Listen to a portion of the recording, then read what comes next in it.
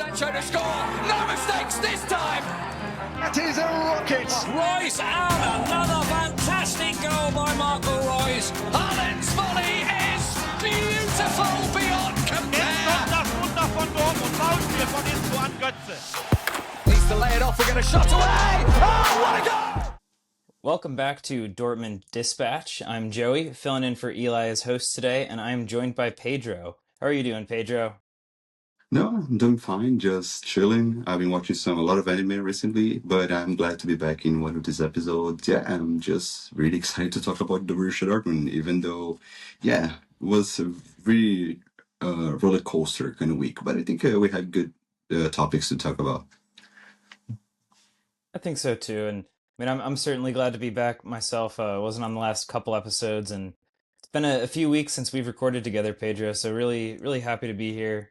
Happy to talk about Dortmund. Maybe a little bit more excited to talk about the Heidenheim game than the Inter game. But this is Dortmund Dispatch, so we're going to talk about both of them. We'll start with our Champions League defeat to Inter Milan last week. It was at 2-0.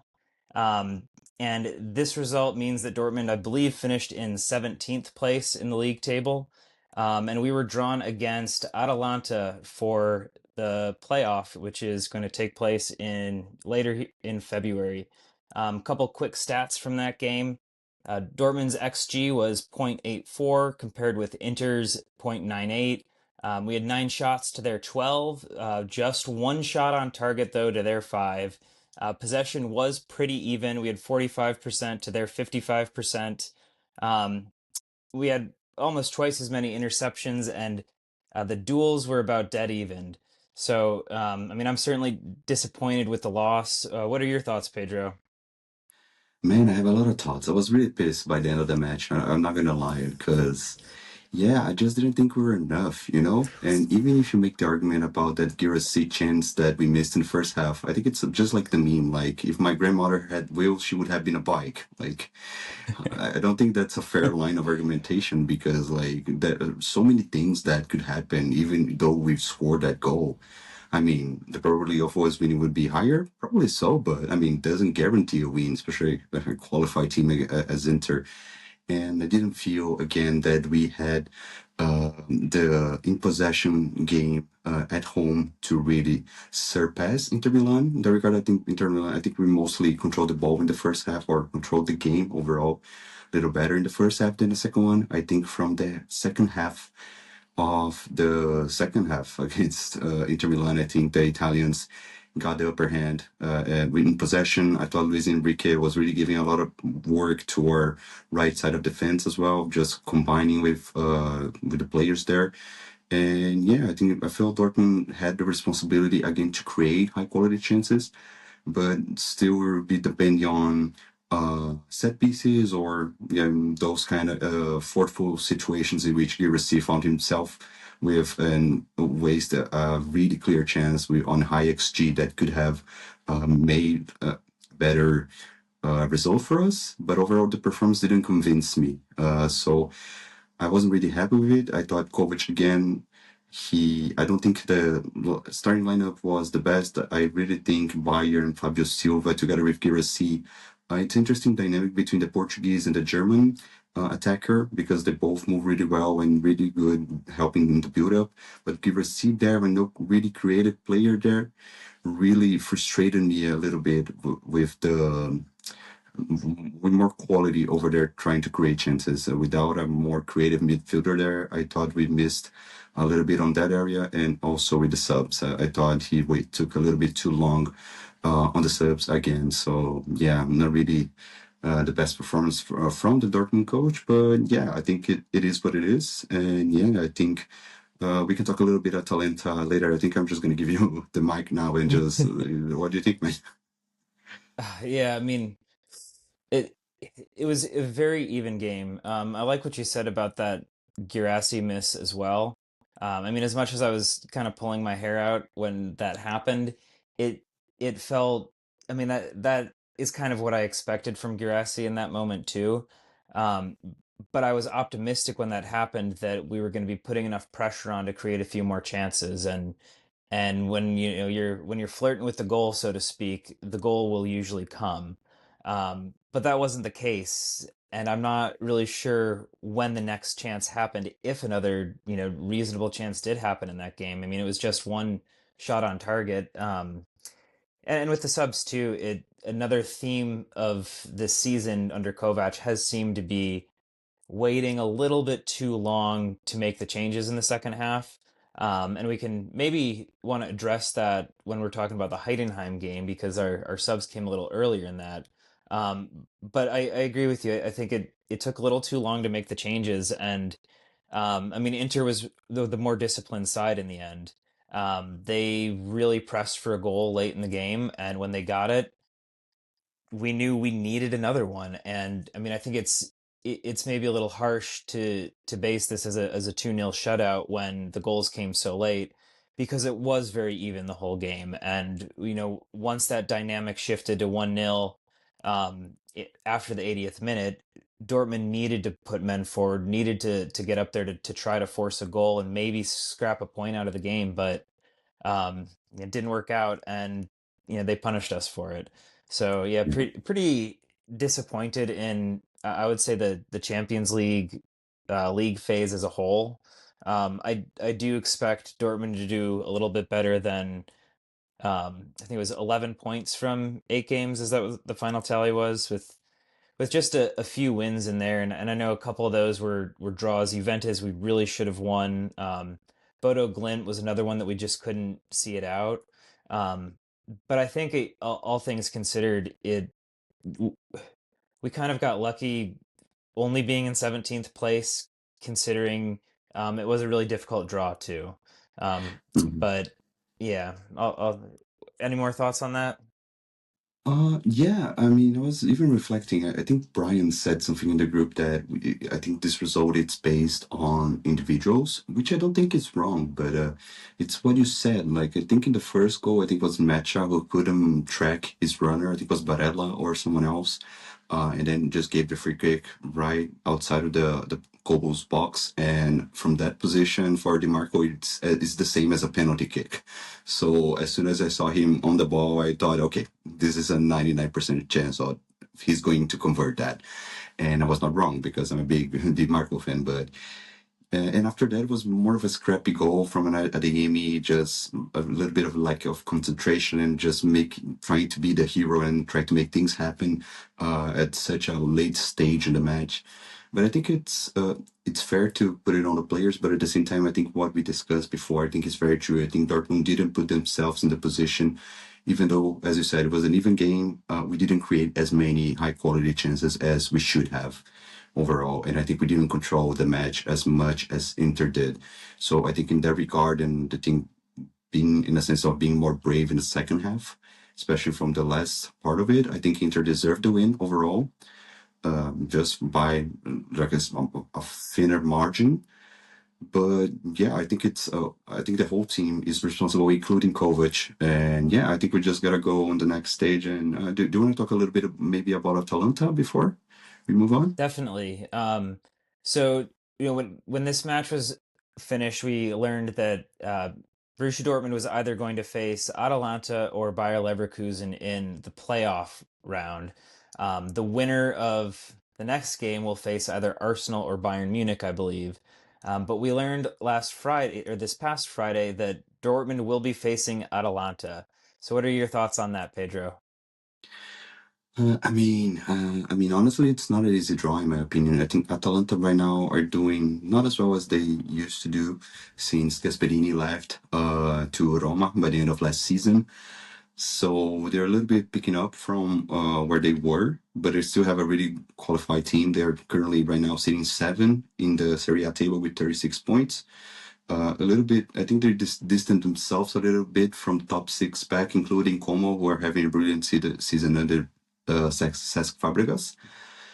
But yeah, I think it's a difficult draw. I'm glad that at least Lookman has left to Atletico Madrid as we speak. Today is the deadline day as we are recording, and he was just announced as a reinforcement Oh, for Atletico. Ademola Lookman, the Nigerian guy who scored a hat trick in the European final? yeah, wow. Good for him. Yeah, I mean, it's a good move Yeah, for him. Yeah. that is a good move for him. And if he's not playing against Dortmund in a couple weeks, then maybe that'll be good for Dortmund. Um, Hmm. I know when I saw this draw, I'd say I mean, happy is relative because I don't think Leverkusen is not an easy draw to get either. But one fear I had with getting drawn against Leverkusen was that, this is another opportunity for Leverkusen to knock us out of a cup this season. And I mean, those were a couple of very evenly contested matches, both in the against Leverkusen in the league, and then the following game, um, where they knocked us out of the cup. And you could, I mean, I bet those would be a couple more just, I mean, thrilling even matches. And my biggest fear is that we get knocked out of the cup by Leverkusen, and then it's sort of a mental thing, like Dortmund has had with Bayern in the past, where Leverkusen then becomes a trap team for Dortmund because they knocked us out of both cups and won the previous season. So not facing them, I feel a little bit more relaxed about. And I also wonder a little bit too how seriously Kovac is going to take this match. And that's mostly because and this kind of leans into our next discussion on the Bundesliga, but with this kind of double header with Atalanta, the second leg of which is going to be 3 days before Der Klassiker, how much focus is Kovac going to put on this Champions League tie when the winner is going to face Arsenal or Bayern Munich? And it's not like a couple of years ago where we felt like, all right, there's actually a realistic path to the final. And I like to believe that I thought we could get past Atletico Madrid and PSG, but I'm also trying to be realistic with how we've looked this season, which at times has been quite good, but against the really big sides, we haven't shown up. And we get past Atalanta and face Bayern or Arsenal. Um, I mean, I certainly don't want to play Arsenal this season. Um, and and I think Bayern's a bit of a wild card right now too because they have a dip in form. At the same time, you can't ever count on Bayern to not show up in the Champions League. So they're Bayern Munich. So I wonder how much. I guess I just wonder how seriously Kovac is going to take Champions League at this point. And of course we want to win, but I also am of the feeling of, yeah, I'd rather see us win the Bundesliga games around this Champions League tie than the Champions League tie itself. What do you think? Yeah, I mean, it's a whole discussion. I honestly think Kovac is gonna take this seriously to some extent. Even though I don't think this is as a favorable draw as I think most people might think. I think that's a draw that we can definitely go through the next stage, even though we're gonna be uh, against teams like Arsenal or Bayern Munich, we're always going to be up for a fight. So where there's hope, and there's also more money from qualifying for the next stage. So I think True. the board will definitely be happy with that, and Kovac is going to be thinking on that. I think he's going to spare some players on the first leg. I'm not sure right now. I don't remember from memory if the first match is in Germany or Italy, but I think he's going to make some squad moves in that week, in those 10 days, to make sure Dortmund at least can compete in the first leg and then finish things strong in the second. I might even check the dates now, but seeing I this think Atalanta we're team, home in the first leg, but I'm not positive. they're home in the first leg. Okay, yeah, okay, so we're home. If you can check for me, I think that would be great. But yeah, I think Atalanta itself, I think it's a tricky one because they have not been great this season against Como. Como, I saw the stats. They created like a 5 point something XG against Atalanta, and it was 0-0. So it was crazy. And even Karnesecki, their goalkeeper, saved a penalty from Nico Paz that sealed the draw. But that game could easily, only from the stats, could have been like 5-0 or something. or even more. So I think Atalanta has some dangerous players. I think I'm a big fan of Skamaka, even though he is not the typical like big name. I think that's a really smart striker who can work on and off the ball. Really skillful, also contributing with build up. So that's a guy I'm scared. Also, Scalvini, great center back, and the Catalari, of course. I think those are the most famous names that I think Dortmund fans will be familiar with. But I think that it's a draw. That if indeed the first match is at home, I think Kovac will try at its best to make it a good result. So at least we didn't have to do that much work in the second leg. Probably just a 1-0 win at home and just hold things off. Just hoping, giving them the responsibility on the second leg, because they also have Bayern Munich and we have the chance to close a gap of 6 points in the league. Supposedly, if we make all the points until then, but yeah, I think I'm intrigued. I'm intrigued, and I really want us to go through to have a chance to beat either Bayern or Arsenal, which are the two teams I hate the most on this planet. Yeah, I think that's my overall analysis. But yeah, I don't think Kovac is definitely going to not back off from the Champions League. It's from a financial perspective and also from like a morale perspective. I think he's going to definitely be interested. Now, I can definitely appreciate that, and I mean, of course, I do want to see us go as far as possible in Champions League, and I mean, if we could beat one of those teams to qualify for the semifinals, who knows who would be at that point? But I mean, going far in Champions League is always exciting, especially for the fans. And just to clarify, that first leg is home on February 17th at the normal time, and then the second leg is February 25th, and it's an early match, so that's 12:45 p.m. for Eastern Standard Time. But just keep that in mind that the February 25 second leg is over 2 hours earlier than most other Champions League games. Let's see. So moving on now to the most recent game this past weekend, which was Dortmund defeating Heidenheim in a very nervy 3-2 win. That does cut the points gap with Bayern to 6 points. But I will put a little asterisk there and say that it's more like 7 points because Bayern have about 35 more goals to their goal differential than us. So closing that gap to 0 points does still mean Bayern wins. So, but hey, it was 11 points 2 weeks ago. So I'll take hope where I can find it. So, some quick stats from this win over Heidenheim. But Dortmund's XG was 3.32 to Heidenheim's 2.31. The shots were 19 to Heidenheim's 12. We had 5 shots on target to their 3.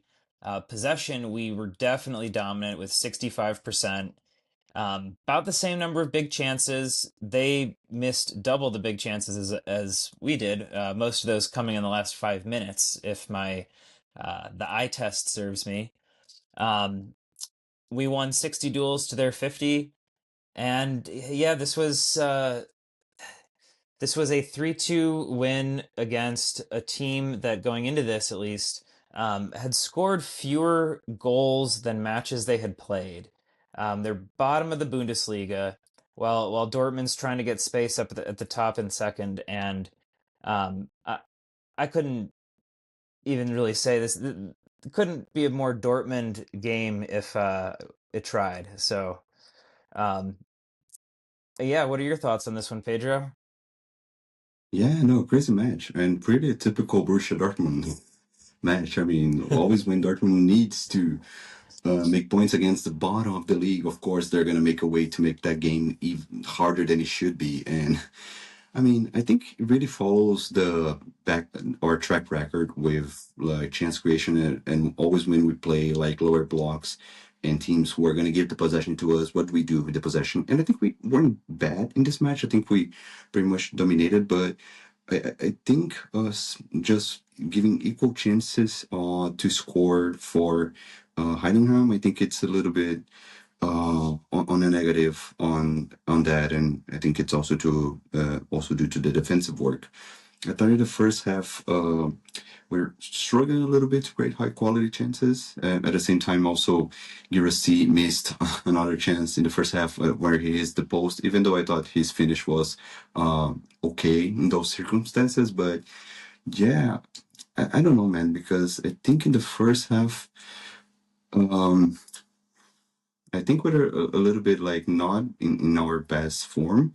And the fact that the goal came from a corner that in a fair dispute with Ramaj and Girassi, which was not a foul, by the way. I didn't think it was a foul. I think Girassi was always fighting for the ball, and Ramaj just couldn't keep up physically with our strikers. So the ball was just left there for Anton to score for us. But yeah, I thought by the end of the first half, I think we lost a little bit of concentration, and of course, I think we lost ourselves a little bit in the moment that Filippo Mane just injured himself very poorly. As soon as you saw his reaction, even before the goal, you're like, "Oh my God, yeah, he's gonna be out for a couple weeks for sure."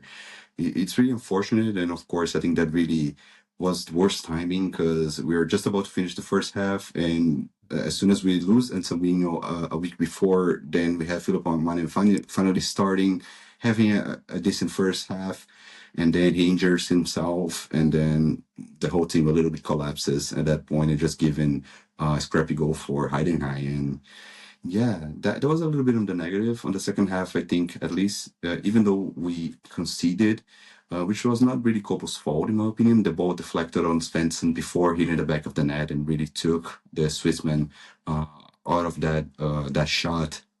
But I think we recovered ourselves pretty okay. I think it was a really good resilient work from the team.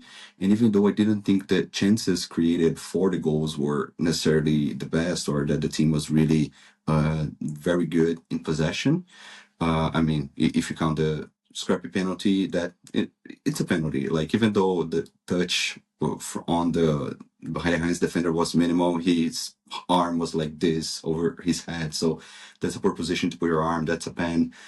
And the second one, I think was even like Ramaj didn't like he was doing okay. Like no, of course no. Sorry, just cut that. I will just continue after that. Sorry.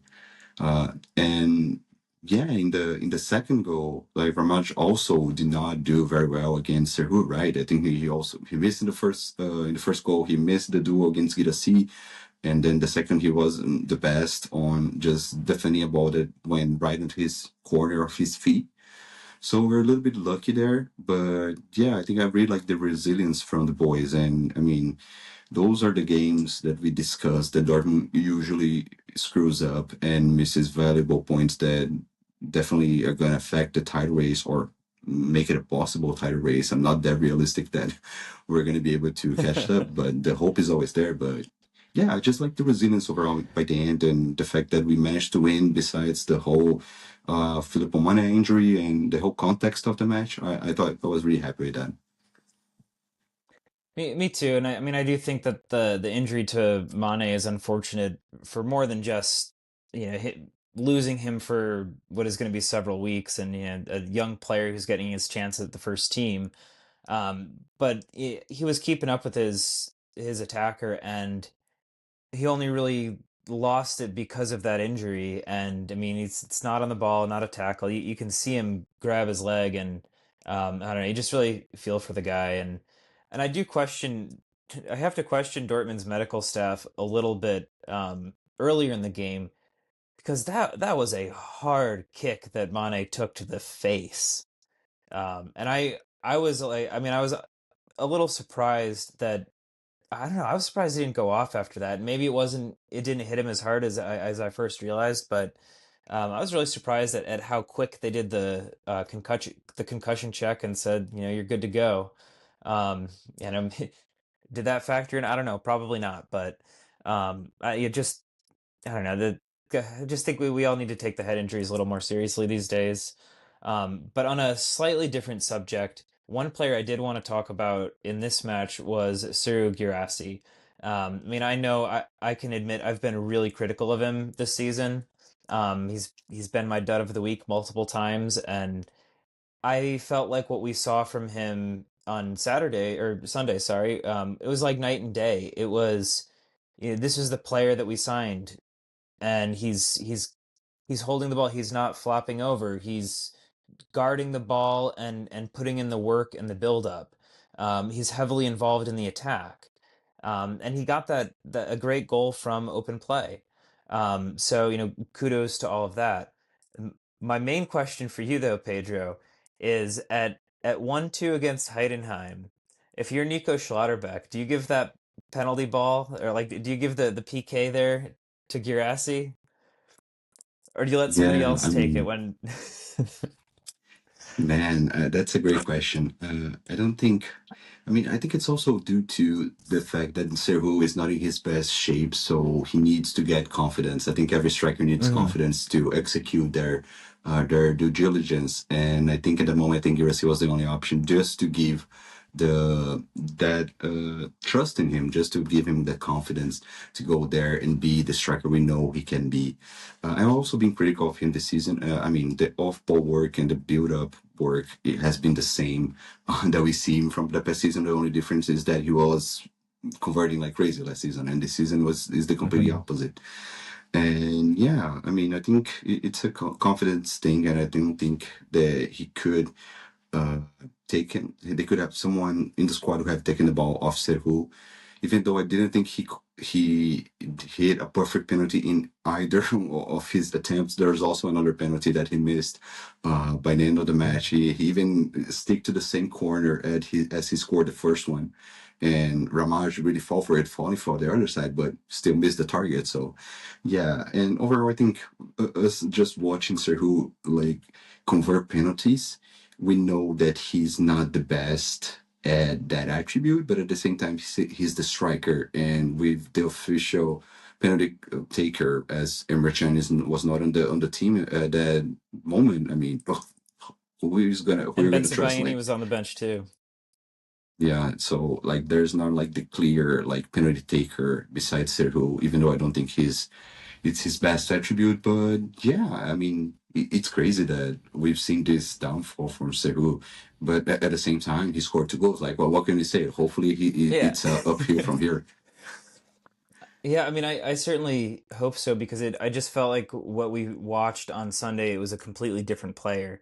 I mean, the penalties look fairly similar. I think that puts him at, I believe, at 2 for 5, yeah, 2 for 5 for the season because he's 2 for 4 in the Bundesliga and I think 0-1 in the Champions League for PKs. Um, I would have liked to see him get the hat trick because I think that something like that could have really boosted his confidence. And I mean, strikers a lot of the time they kind of play on their confidence. And if we're going to have a strong end to this season at least, then we need a player like Serhu Girassi firing on all cylinders. So I do think this was a really, really promising performance from him. Um, but at the same time, we also have to recognize that in typical Dortmund fashion, we had a perfect opportunity to really kill this game off late, and we didn't do that. And that part was on Girassi. But I guess one other thing I would say about the penalty situations is I really liked that Nico Schlotterbeck was the first one to grab the ball and stand at the spot and sort of like tell other players to back away. I mean, he's standing there acting as the captain, and he's going to decide who takes the penalty. We don't need another situation where guys are getting angry at each other, trying to pull the ball away from each other, like we saw earlier this season. So I don't know. I liked the maturity from Schlotterbeck there. And I'm like, No, all same, right, you're same. giving this to He's Gerassi my right now. captain. I'm trusting you, bro. Someone needs to grab him, put him on a chair, just put like wrap him up, and just okay, you signed a contract now, and that's it. Yes. Like you have no choice. Well, as long as we're on this talk of Nico Schlotterbeck and contracts, doesn't have to do with his contract, but maybe this is a positive boost. We do have a post-match quote here. It is, quote, "There are 6 points between us. Bayern are still coming to us," meaning coming home to Dortmund. "As BVB, we have to slowly start telling the fans, yes, We want to be champions. We want to go on the offensive now. And I mean, what are your thoughts on that? I want to hope, I want to believe, but what are your thoughts? Man, I love that quote. I mean, it's just something I've been asking from this team, like, since the season began. Like, just let the guys dream and have the kind of mentality that even though they know that Bayern Munich are ahead of us in terms of personnel or in terms of financial resources, whatever, we need to have the mentality that we can compete. We need to compete because we are Borussia Dortmund, for Christ's sake. And yeah, I'm just curious, like why reporters, or at least from or what I've seen, didn't ask to Niko Kovac what he think of his quote compared to when they asked about Maxi Bayer's quote. Would he say that, oh, he's a young player, he's just dreaming big, like we need to keep ourselves on our shoes, like I mean, again, that's not really the type of thing you want to hear from your head coach. Like, even though you know there's the gap, you need to have the kind of mentality to put yourself in the high spot because we're a big club. We need to behave like a big club. And I love this quote from Nico because of that. And I didn't like Kovac's comments just disregarding what Maxi said on the same line as Nico. Like the quotes are not really different from what Nico just said here. The same quotes from Maxi Bayer a couple of weeks ago, but I don't see Kovac just challenging his one of his captains. I mean, and it's the same context, so it's a little bit. Yeah, like I love the quote, and I love that I didn't hear any backlash from Kovac against his own player again. No, I totally agree with you. I mean, I think the only real context differences are that one, this is at a later point in the season, still with plenty of games to play, though. But I do think the other point is that you brought up, Maxi kind of being seen as a young player with delusions of grandeur, but here is one of the players that we see as a mature leader on the team, kind of making his intentions known. So, just the fact that this is someone who's been with the squad for quite a while now, has a lot of respect by the entire fan base. People are going to take him seriously, and maybe Kovac is going to take him seriously too. And speaking of Niko Kovac, we've got a quote from him as well, about the match in Heidenheim. Quote, I think the fans saw an enjoyable match, but for me as a coach, it's less satisfying. I'd like these kinds of games, which are certainly tough, as we saw against St. Pauli and again today against Heidenheim, who played very well. No shit. That part wasn't part of the quote. This is the rest. Uh, want those to be wrapped up earlier and with more control. We put ourselves in difficulty at times. That said, I see a team that, even after falling behind in the second half, managed to get back up and respond. Heidenheim still had a few chances, but on our side too, if we handle certain situations more cleanly, we can score more. In that end, we won, and that's the main thing. We've taken the lead in the Bundesliga in 2026 with 4 wins and a draw, which is positive. And also not true because Hoffenheim is 5 wins for 5 this year. But otherwise, what do you think about that quote, Pedro? Yeah, no, that's a pretty standard quote from Kovac. And yeah, I think it's nice from him to just praise opponents like St. Pauli and Heidenheim who really like make us struggle, but it's also a reflection of how we struggle against teams playing low blocks and us being in control of the possession and knowing what to do with the ball. And also, I think that's also part of the reason why we struggle against such teams, even though we are supposed to really make those games as comfortable as possible for us, especially if we were playing at home. And that's not what we did. But it's nice for him to give his praises to the opponent and just being self-conscious about that the wins could be more satisfying, but it's also due to how he's coaching the team that the wins are not as satisfying. So yeah, pretty much a little bit of a double standard that, but I mean that's pretty normal quote from him. But I expect to see things Yeah, different from now on because I want to see like a Hoffenheim kind of sequence now for us, even beating Atalanta and Bayern Munich. That will be an amazing Oh, that would be week great. if we you can pull that off. If I mean, if we can get some positive momentum, it would be really nice. And I think the losses to Inter and Tottenham um, really took away from the fact that we did just win four consecutive Bundesliga games. And if we look at, yeah, the to start the year, we're a draw and four wins, and that is really good. I mean, of course, Niko Kovac is always very pragmatic when he speaks to reporters. He is always tempering expectations. And trying to give us he's very realistic, I think, which I can appreciate. But at the same time, I would like a little bit more like charisma or gusto, I suppose. Um, and that is, I think, one thing that I really liked about Eden Terzic is that he was very passionate and um, Niko Kovac sometimes gives off similar vibes to Lucien Favre, where you know he's always thinking about something, you're just not sure what. Um, but yeah, that it does seem like a pretty typical Kovac quote. Now, if we can ride on some of this momentum and get and keep winning, like you said, Pedro, that'd be great. Now, for our usual segment, though, our star and dud of the week. So we're gonna start with the star.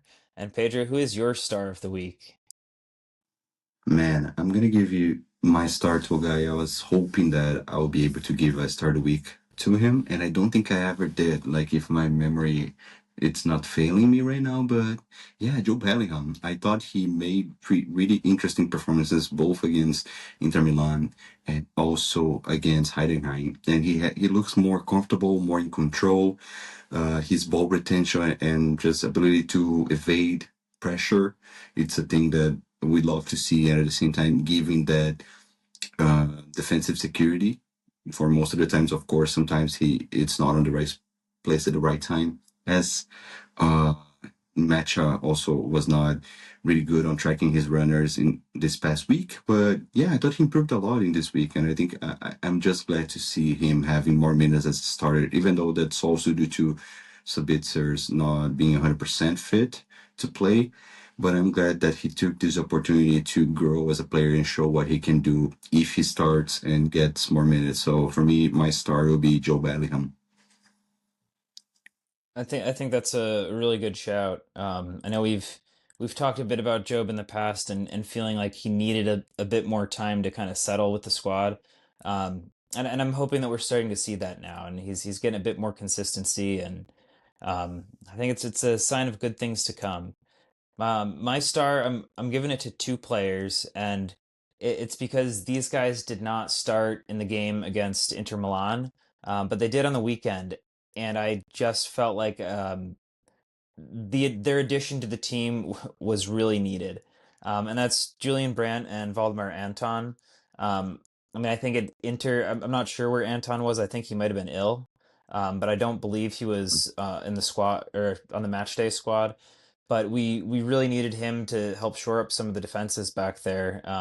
Found space for a goal too, which is kind of what pushed him over to one of my stars. And then I thought Julian Brandt had a phenomenal game on Sunday, and um, but by the time I think he went off, he sort of looked like he was ready to go off typically, but I mean, some of his creative play, I think he created like five big chances, something like that. And on Girassi's goal from open play, the ball that Brandt passed up to Bayer on the wing, that was like a world class long ball, and I do not know how he found that space so perfectly. I was blown away. So I got to give it to Brandt and Anton this week.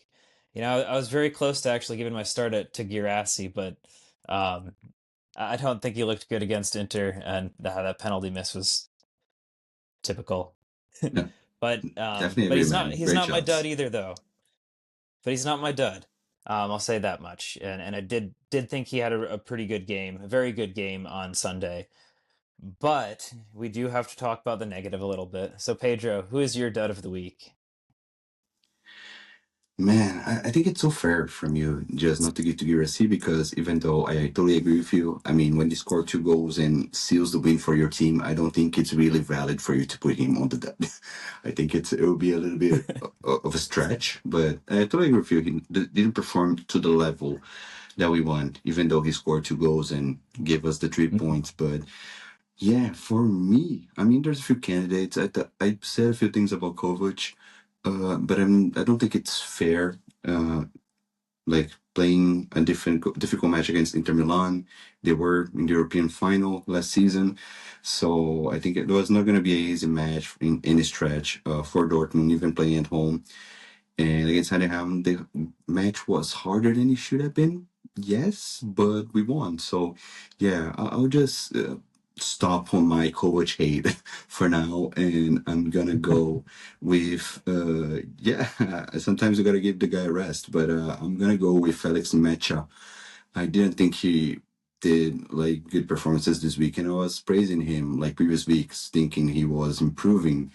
But yeah, I didn't think he was really good defensively, and even in possession, I don't think he had his best work in the past week. So I'm gonna give it to Felix Macha, my dud. I think that's pretty fair as well. I mean, Mecha is, at least in my opinion, been fairly inconsistent, and I mean, there've been a couple times where I think he's really finding his footing and starting to gain some of that consistency. And then we'll watch a game, and I feel like the passes are all stray, and like his reaction time is a half second too slow, and I do think that's a good shout. My dud, Yeah, no, I'm and I actually going kind to of do like another feel double. compelled to. Yeah. I kind of feel compelled to say Matcha. I mean, Eli is not here, so someone needs to criticize Matcha. So I kind of feel like compelled, but it's true. I mean, he didn't perform well. That's I think that's a very more than reasonable shout. I'm gonna kind of do another double dud like my first one, for kind of similar reasons as my star in that neither of these players featured as starters against um, Inter either, but I understood why when they played against Heidenheim over the weekend. And I'm sorry, Pedro, but one of them's Jan Couto. The other is Nicholas Sula. I know we've seen so much better from both of those players, even just this season. I think felt like Kuto was just struggling the whole time he was on, and I mean Sula was like caught napping on more than one occasion in defense, and I just kept thinking like, this is Dortmund, guys. We're playing Heidenheim. You got to be focused. This isn't a this isn't a third division team that you can walk over. We lose to them in the cup sometimes too. But I just feel like, I mean, both of them are capable of better, and I we should expect better from them as well. No, totally agree. Those are Um, fair shouts, even though I'm angry at you because you're talking trash about Young Koto, but I'll forgive you. That's a fair shout. He did not perform up to Thanks. standards. Hopefully, we'll see more from him against Wolfsburg. And that is also now getting into our quick preview of Wolfsburg. We've played them a total of 47 times, with 30 wins for Dortmund, 10 for Wolfsburg, and 7 draws. Dortmund have won all 3 of the club's recent games in the Bundesliga, 1-0, 4-0, and 3-1. Do you have any score prediction for this match, Pedro, and any players to look out for? Yeah, I think in this game, I mean, we need to win. It's going to be a very tough couple of weeks. February is going to be crazy with Champions League and Bundesliga at the same time. That's a must-win match, like every match for someone who's allegedly fighting for the Bundesliga title. So yeah, I think Wolfsburg are not in a really good position. They also need the points. They are currently sitting in 14 with 19 points, not very far from relegation zone. Just, I mean, of course, they are 5 points ahead of St. Pauli, but they could still competing against the playoff team at Mainz in 16 with 18 points.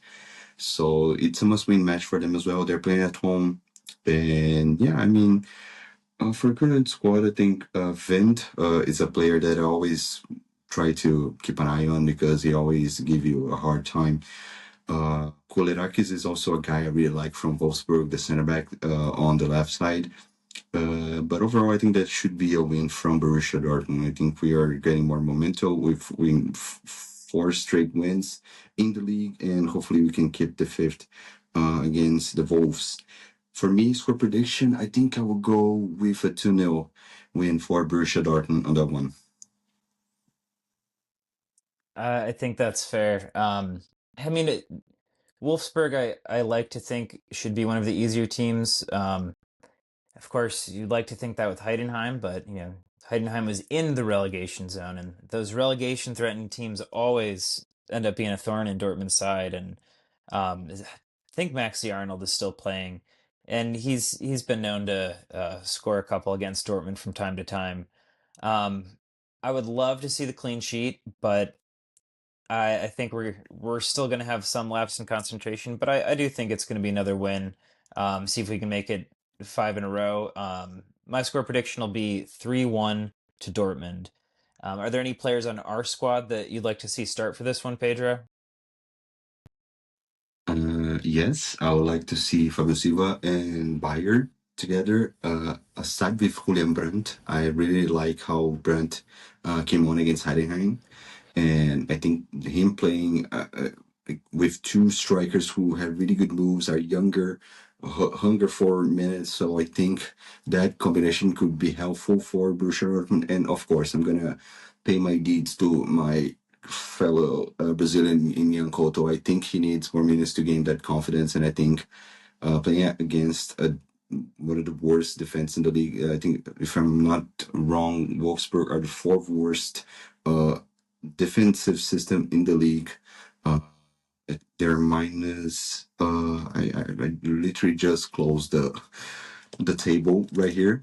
But yeah, they're definitely one of the worst defenses in the league, and I think Enkoto can definitely benefit from finding the spaces between the lines for those kind of like high energy players to finding good scoring positions. So I would be like to see those kind of players play against Wolfsburg, who are currently with minus 14 in conceded goals. So yeah, not really good defensively.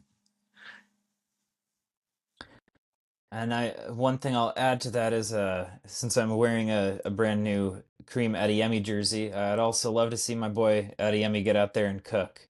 Um, been we're a little overdue for a world-class Adeyemi performance, and I think we've got a couple more of them in Dortmund this term. So maybe Wolfsburg will be that game, but we shall see.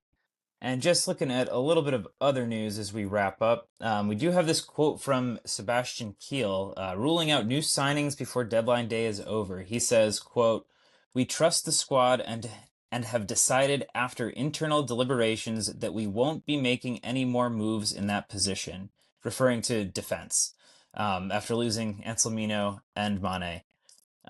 There will be no further new signing at Borussia Dortmund, end quote. And I believe, I don't know the exact time that the transfer window closes, but it is either closed now or is about to close at the time of this recording, at least. Are you surprised by this, Pedro? No, I mean, it's Sebastian Kell. Like, I've paid my compliments to Kell in terms of recruitment. I think he's really good at having players at the right time. I think Niklas Füllkrug, I think, is the best example at it. Just scored some bangers for Borussia Dortmund. Was a guy I really never wanted at Borussia Dortmund, but since he was here, he scored some nice goals, and then we sold him at 30 years old for 30 million euros to West Ham. Great piece of business. So I think he has his positives as a Borussia Dortmund sporting director, but at the same time, that lack of urgency in terms of squad depth, I think it's a little bit crazy. And Dortmund are those kind of teams that love cheap deals in January, when would be needing to maybe signing players that would stick with us for longer, like or either because either we do really cheap deals with guys just to be there in the squad to put numbers over there, or the guys in the short-term loans, and then they'll be back on their former club by the end of the season. And in this kind of situation, I think we really needed the reinforcements. I mean, when you lose Anselminho and Filippo Mane in a space of a week, and by the way, just to add up to that conversation, Chelsea sucks as a football club. They literally just called Anselminho back from his loan from us just to loan him out to their satellite club in Strasbourg. I hate them, and I think they are a cemetery of talents, as I always say. Like, if you're a young player, don't go to Chelsea because they're probably going to waste you and your upcoming years to your prime. But yeah, I think Dortmund definitely needed some reinforcements in the defense because our depth chart is not really good in that position because we got what, Bensebaini, we got Nico, we got Anton, we got a very not really in the best shape or like form of his life in Sule, and also Emre Can, who also raises a lot of questions within the fan base. So yeah, I think we at least needed a new guy there just to provide the depth. The sector, of course, we still have the under 21s, but yeah, I think we really needed now that we really needed like those cheap loans or deals in a very urgency scenario. I mean, the board is not moving, so they think it's enough. I don't think it's enough. I mean, I think that this quote in some ways could be indicative of the fact that there wasn't enough time to make a deal happen, and perhaps they were trying to bring in somebody. Um, because, I mean, Anselmino getting called back from loan a week before the transfer deadline. I mean, for starters, like, come on, Chelsea. I mean, if you were going to recall him, then do it at the beginning of the window. I don't know.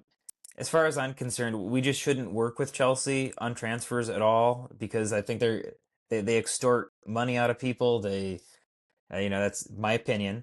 Um, you in the whole Chukwuemeka saga over the summer with, he's with us for the Club World Cup and then he goes back to Chelsea so that they can try to get a better deal out of him. It doesn't work out. Then he comes back to Dortmund right before the season starts, and trying to bring in a defender on really short notice when perhaps there wasn't a lot of due diligence that was done to try to find a defender that would be available in January. And then thinking, last week maybe Anselmino is recalled and making the determination that the board and the coach has faith in Mane to fill that role. And the injury happens at the most inconvenient time. So it's tough because then they're in a position where they've got a few days to try to fill in the gap in the squad.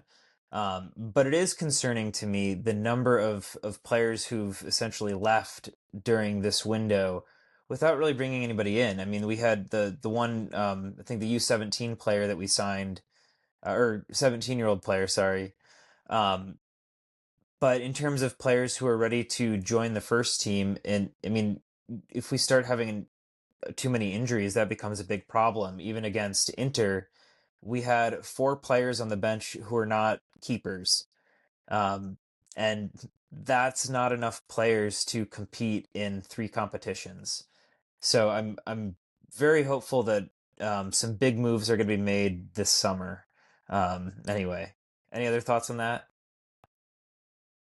No, I think it's fair. I mean, of course, what you said is very true. Like, it was really bad timing, but at the same time, bro, like, Sebastian can always pay for that. Like, he needs to make quick decisions Yeah, he is. in those kind of scenarios just to make sure the team has enough depth to sustain as many competitions as we're facing. And especially in this crazy as it's going to be in February and March, we really needed the numbers to provide the squad depth for us to rotate a little bit. Because in that sense, we also be more keen to probably injuring players. I mean, and Dortmund is already very much known for players getting injured in the worst contexts. So yeah, we really needed the numbers, and when we really needed that cheap like because they're options, man. They're like the market is huge. Like that you can find like a stopgap option in a scenario like that where you lose two players in the space of a week. Like there are options. It's just either they don't have the money for it or like they don't see any options that are viable in the time. But man, the market is huge. Like there's no way you can find a cheap option just for Yeah. the by the end of the season. Mm. Now, I mean, it would have been nice if we had signed a player, somebody who could bolster the squad because we have lost some depth players, and I mean, losing Gross, who's having an immediate impact back at Brighton, or even like Julian Duranville, who's somebody who could be stepping in right now to presumably fill in some of those gaps to give a few of our senior members a rest. And like we want this kid to gain experience. We want him to be a future Dortmund player. So like sending him out on this 6 month loan when we don't really feel like we have a full squad, that doesn't make a ton of sense to me. But I'm not Kale, and there's unfortunately nothing that we can do about our lack of new signings. Um, but we do have another piece of news, and this does come from Build. So I usually take everything that Build reports with a grain of salt. Um, and they're reporting that Karim Adeyemi continues to hope for a top offer from abroad. His goal is the Premier League. Recently, there have been repeated rumors about Chelsea FC and Manchester United as potential suitors. However, nothing concrete has materialized. Do you have any thoughts on that, Pedro? You think that Kareem I wants to go mean, to I think Manchester United? I'm not sure if it's a good fit for him. Like, of course, I think right now with the good form from Manchester in the past few weeks with Carrick, not sure if he's going to stick around as a coach, but yeah, like he's gonna have to compete against Wimbremo if he wanna goes playing on the right wing side. So yeah, no, and like, in Chelsea, I mean, they have 10,000 wingers. Like they just signed Gittins from us. Like, do they really need another dude to the numbers? Like they already have too many wingers. They need defenders. Which, like, man, I don't know. I mean, that's for me. He's definitely. I think there's a high chance he's going to Spurs. As a Spurs fan, that's such a Spurs move to go for Karim Adeyemi. Such a Spurs move, especially if Thomas Frank sticks around, which I hope he doesn't. But I mean, like a pacer who can run in transitions, that's a perfect guy for the Thomas Frank system if he sticks around. So yeah, but I think that's something we are waiting to happen, isn't it? I think it's already like pretty known knowledge that even from more reliable sources that Kareem would be willing to leave by the end of the season in the summer. So yeah, that's something they're just waiting to happen. And I think Dortmund just need to be prepared, just to first get the best offer as possible, and also to be secure in a replacement once he leaves. Yeah, I mean, I, I guess I agree with I agree with what you're saying, but I personally am cautiously optimistic that we get Kareem on a new contract, and I think that could potentially shut down all the transfer talk at that point. Um, I don't think he's been quite the breakout star that maybe a lot of folks were hoping he was going to be this season. I mean, he's had his strokes of brilliance here and there, and of course that Celtic game last year was unbelievable. But I do think there's more development that Cream could have, and um, with the fan base, I mean, I'm hoping that between Schlotterbeck and Adeyemi, if we can get those guys on new contracts and start to build the squad around them, that maybe we actually will have a team that could realistically compete for a title here and there. I do think the difficult thing, like always, is trying to compete with the financial leverage of the Premier League. Yeah, man, it's amazing that you're an But optimist and a Borussia Dortmund fan. Like that's rare. That's a rare combination. we we well, I mean, there's a reason Marco Royce stuck with us all those years, right? He must have believed. So I'm just channeling I my inner miss him Marco Royce deeply. right now. Me too. So we do also have a listener question that I'm going to ask you, and we can chat about. This is from, and forgive me, I'm not going to pronounce this right. It's Atchery One or Ackery One. Hey guys, what's your thoughts on this that was brought up to me? I am a Kovac believer, and this was his 33rd league game, making this 70 points accumulated in 33 games. I guess you could say that's 73 points in um, 34 games then, because I believe this was on the previous episode. Um, his next game will complete his own full Bundesliga season, and he would be amongst one of four most successful, or I'm sorry, he would be amongst one of our most successful coaches recently, as we haven't passed 73 points since 2018. Do you believe that with different kinds of players, he, Kovac, could show more attack and merge an improving defense with an improving attack? He has my bet. So what do you think? Mm. Yeah, I mean, I'll It's kind try of about how to much faith we not to be have in biased in in terms of my, Kovac. yeah. I mean, you guys know that I'm not a big believer in Niko Kovac. And even though the personnel argument, I think it's totally valid, I think we really needed more options, offensively speaking. And I think Sebastian was a little bit, left the coach a little bit behind in terms of personnel. At the same time, I think we have better options to work with, and or at least rotating the team in a way that you could just make the team more able to create more chances. I mean, at first, I don't think the setup is amazing. That I think the setup is pretty basic, and we're still way too reliant on Schlotterbeck and only just a few players to progress the ball through the midfield. And we're still more like inclined to go only through the wings, which is okay, but I don't think it's sustainable long term. And we cannot forget that those players that are now in the squad, those are the players that he agreed on bringing on. Like we've seen since Kovac got in that he got a lot of support in the transfer markets in terms of the guys who he wanted in. So if he wants to work with these kind of players, it means that he has a vision.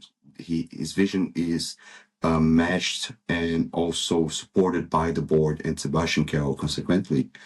So I really think that Niko Kovac, it's also, I think that argument of like the lack of personnel cannot go in that. I mean, I don't think it's that valid in that regard because Kovac asked for these players. He asked for most of this squad, even though we are lacking in numbers and some quality in some areas. So overall, my opinion, I still stick with my analysis. I think Kovac is more of a floor raiser, and yeah, I don't really think the way he plays right now is going to be sustainable for us, especially for compete for trophies and just, of course, I think we're. Uh, I think an analogy that I like with the American football is that right now we are the Pittsburgh Steelers of the Bundesliga. We are too good to stay out of top four, but at the same time we're too shit to compete for anything, which is the same for the Steelers. They're too good to stay out of the playoffs, but they're still too shit to win it. So yeah, Must be why I think that's the Dortmund formed best a analogy I can partnership. come up with I can come up with. I think that must be why Dortmund and Pittsburgh have this new partnership between the two teams, that black and Yeah, yellow, that's and true. Oh my God, that makes so much sense. That two. makes so much sense. Like we love being second best, right? No, I'm kidding. I actually I think this is a really good question because it is something that I've thought about a little bit, especially with how poor I have felt Girassi has been at times when he's been up front, and thinking like, man, if we just had a striker who could be firing you know, with some consistency, then all of these draws, or many of them, would be turned into wins. Um, that being said, with this defensive setup, it works really well until it doesn't. And I mean, we've seen a few instances. I mean, plenty of clean sheets. I think Kobo leads the league in clean sheets. Excuse me. And we really haven't conceded that many goals on the season. But it's like once we concede one, it's very likely we're going to concede another. And there is this, dropping points from leading positions issue, which, you know, we kind of did the opposite on Sunday. Of course, we were winning, then we were losing, then we were winning again. Um, but I mean, considering who's out there as potential managers, barring Xabi Alonso decides suddenly he wants to be the manager of Dortmund and lead us to a treble or something. I would back Niko Kovac right now, because I think there's a certain stability that he has brought this squad, which is a squad that to me feels like it's just not big enough. I don't think we don't have enough depth to compete in three tournaments right now. Um, but I do think that Kovac has brought enough stability to the squad that I'm not worried about finishing in the top four. I mean, competing with Bayern for the title this season, I do think that's a long shot. That's a long shot at best, even though they've had a bit of a slip up. The idea that, maybe Dortmund is going to go the next 10 games without dropping points or something. I mean, we have to go on a crazy run right now. But I do think that given given a lot that's going on, the other potential managers who could come in, and the fact that we've had a revolving door of managers since Jurgen Klopp, and I think that is one thing that Dortmund has been struggling with is just the stability and leadership, and I think Kovac has done enough, at least to get a chance to show us what he can do if he has more say in building this squad, um, and we'll see. But I mean, as Yeah. Pedro mentioned, he certainly has raised the floor, and I don't know how much. I would say I'm again like the Adeyemi situation, cautiously optimistic, but I would back Kovac right now. Yeah. I mean, what I'm gonna say is that just to finish the episode, I think what I would do, especially with this upcoming manager marketing that's coming up in the summer, I think the best option for us would have been just to let Kovac's contract run out. And if it was good enough for us to think that we can compete, would we renew it by the end of the season or just before the end of the season? Or which means they have the conviction because they renewed before, which I think was a mistake. And yeah, because I think we can be just too reliant and be grateful just because he raised our floor, just put us back in the top four. I mean, our squad, it is top four quality. We Hmm. should be there anyway. It's not because we had so many bad options and bad choices beforehand. It means that we need to settle for the bare minimum, which is being top four, which is, of course, I'm grateful, but I'm not grateful enough that I'm going to give him a new contract. I mean, I'm just going to say thank you, bye, thank you for your professionalism. Let's go with a more Yeah. higher ceiling manager in the next term. So yeah, I think that's all I have to say Yeah. in that regard. So I mean, I definitely agree with you. I think that we renewed the contract a bit prematurely. Definitely wanted to see more from him before we did that. But also looking at the results this season, I mean, I guess my two main thoughts are that in the Bundesliga at least, we have a higher point tally right now at this stage of the season than we've had in I think 8 years, which feels kind of crazy, but it also just goes to show what an absurd season Bayern Munich has been having thus far. Um, and then the other thing that I think probably goes against Kovac a little bit is one thing that I can usually count on with Dortmund every season is that they can compete with the biggest teams in the world. And that just has not been the case this season. I think I mean, aside from, granted, the Bayern Munich 2-1 loss was a pretty close game, I think. But these big sides in Champions League, we can't compete with them.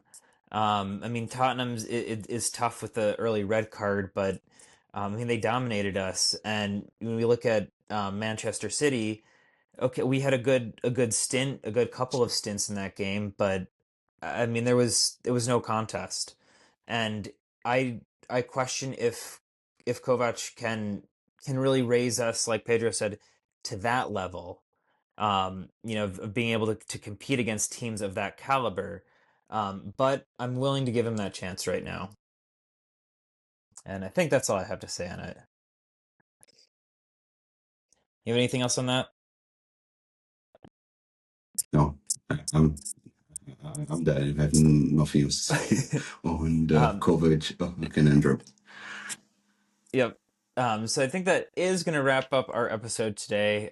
We'll be back next week with the Fantasy Bundesliga update.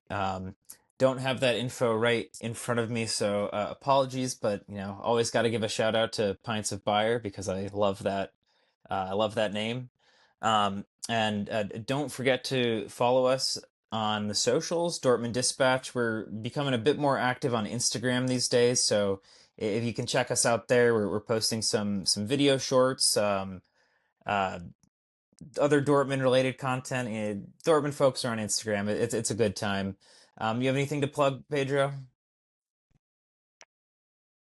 No, just follow us in all social media, and I see you guys in the next episode, hopefully. Yes, thank you so much for listening, guys. We'll catch you again next week and hopefully have another win to talk about. So until then, take care. Jadon Sancho to score. No mistakes this time. That is a rocket. Royce out. Another fantastic goal by Marco Royce. Haaland's volley is beautiful beyond Jetzt compare. kommt das Wunder von Dortmund. Foulspiel von Inter an Götze. Needs to lay it off. We're going to shot away. Oh, what a goal!